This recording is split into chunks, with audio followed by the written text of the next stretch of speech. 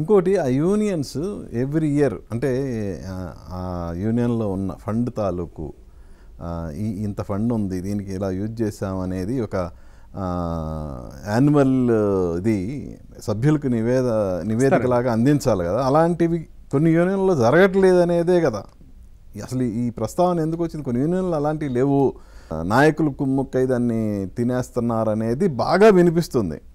అట్లా ఎక్కడ లేదంటే ఒకటే అండి, ఎప్పుడైనా సరే ఆ ఎలక్షన్ మూమెంట్లో ఇటువంటి ఆరోపణలు వస్తూ ఉంటాయి.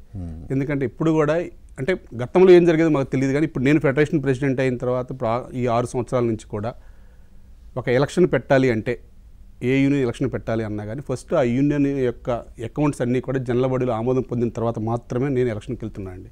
ఎందుకంటే మొన్నటి వరకు ఏంటంటే నెక్స్ట్ కమిటీ గెలిచేవాళ్ళు, ఆ గెలిచిన వాళ్ళు మన మెంబర్స్కి ఏం చేయాలి, ఎలా సర్వీస్ చేయాలి, ఎలా యూనియన్ డెవలప్ చేసుకోవాలనే విషయాలు పక్కన పెట్టి ఆ కక్ష సాధింపుల మీద వెళ్ళిపోయేవాళ్ళు.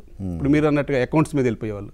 ఆ అకౌంట్స్ ఇక కొన్ని ఇక దాని మీదే పెట్టి వాళ్ళని సస్పెండ్ చేయటం, ఇట్లా ఆరోపణలు ఎదుర్కొన్న మాట వాస్తవం. మీరు చెప్పిన దాన్ని నేను ఏకీభవిస్తున్నా. కానీ అటువంటివి కూడా మేము అన్ని సరి చేసుకుంటా. ఇప్పుడు ఒక ఫెడరేషన్లో ఎలక్షన్ జరగాలంటే మళ్ళీ నెక్స్ట్ వచ్చేవాడు ఆరోపణ అనేది చేయకూడదు. గత సభ్యుడి మీద ఆరోపణలు చేయకుండా జనరల్ బాడీ తీర్మానం చేసుకొని అకౌంట్స్ అప్రూవల్ చేసుకొని ఏదైనా సమస్య ఉంటే అక్కడే ఒక అటక్ కమిటీ చేసుకొని అకౌంట్స్ మీద దాని మీద వారి మీద యాక్షన్ తీసుకొని, తప్పు చేస్తే యాక్షన్ తీసుకోవటమా, లేకపోతే లేదనుకుంటే క్లీన్ చిట్ ఇచ్చేసి మళ్ళీ ఎలక్షన్లో పోటీ చేయటమా. ఒకవేళ తప్పు చేశారని చెప్తే వాళ్ళ ఎలక్షన్లో కూడా పోటీ నుంచి మేము తప్పిస్తున్నామండి. ఈ మధ్యకాలంలో మేము ఎక్కడికి వెళ్ళినా ఇటువంటి జరిగిందంటే మేము పక్కన పెట్టేస్తున్నాం, పెట్టి ఫ్రెష్ ఎలక్షన్కి వెళ్తున్నాం.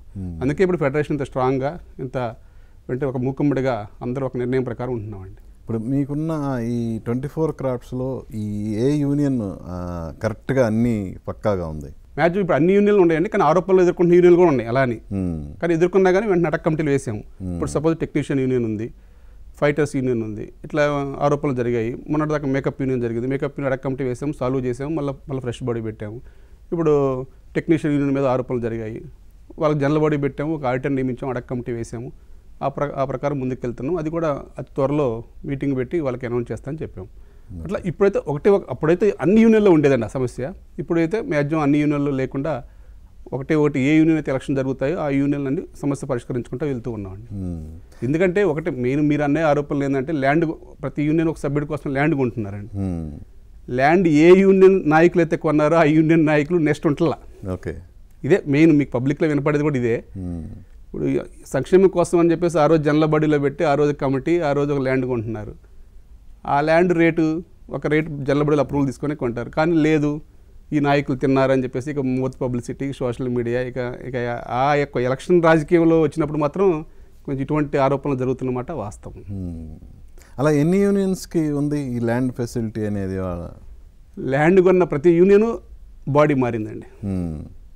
ఆరోపణలు ఎదుర్కొన్నారు. ప్రతి ఒక్క ల్యాండ్ కొన్న ప్రతి యూనియన్ సుమారు 10-12 యూనియన్లు ల్యాండ్ కొన్నారు. 10-12 యూనియన్లు బాడీలు మారిపోయింది. వాళ్ళ మీద ఇప్పటికీ ఆరోపణలు ఎదుర్కొంటూనే ఉన్నారు. వారు కొన్నది సంక్షేమం కోసమే. ఆ రోజు అందరూ పొజిషన్ అందరూ కలిసే ఒక ఏకాభిప్రాయంతో కొన్న ల్యాండ్లే.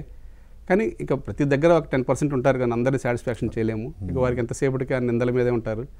ఇక అలా కొన్ని కావాలని స్వార్థంతో కొన్ని తప్పులు చేసిన వాళ్ళు కూడా ఉన్నారు. అలానే నేను అందరినీ ఏకీభవించిన, కానీ కొన్ని చేసిన వాళ్ళు ఉన్నారు. చేసినట్టుగా వారికి కూడా ఆ సస్పెన్షన్ చేయడం జరిగింది, వాళ్ళు పోటీ చేయకుండా చేయడం జరిగింది కొందరిని. అదన్నీ ప్రక్షాళన చేసుకుంటానే వస్తున్నామండి.